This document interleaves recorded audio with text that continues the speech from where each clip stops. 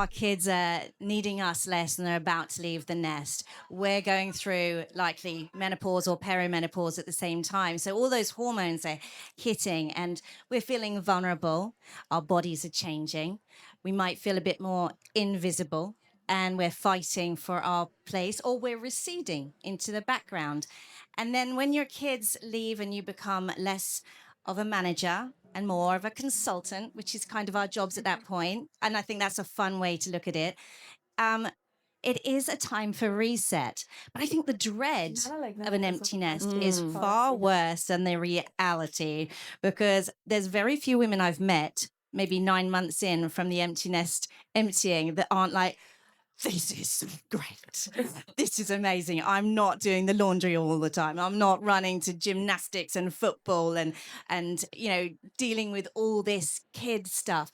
Bigger kids, bigger problems, I'm not going to lie.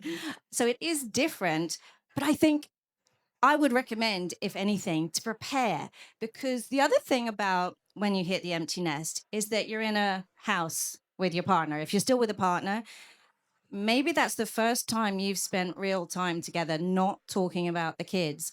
So it's not a bad idea to think about that ahead of time. Start planning some dates, finding if you still got anything in common. Maybe you want to plan some trips away.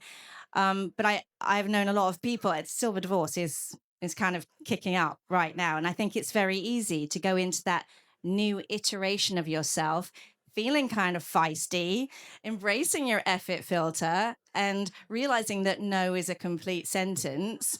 And sometimes people aren't ready for you. And then, of course, there's the other side of that. Your kids are going, but if you're lucky enough to still have your parents, they're aging. So you're caught, you're wedged right in that sandwich. You are the glue that holds everybody. So it can be an exhausting time when you really, really shouldn't feel guilty about prioritizing a bit of self-care.